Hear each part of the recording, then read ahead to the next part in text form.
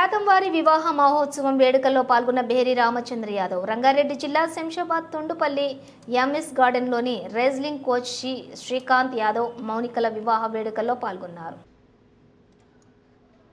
పరిగి నియోజకవర్గం contested MLA బీసీఐకే వేదిక తెలంగాణ రాష్ట్ర అధ్యక్షులు బేరి రామచంద్ర యాదవ్ నూతన దంపతులను నిండు నూరేళ్లు ఆయురారోగ్యాలతో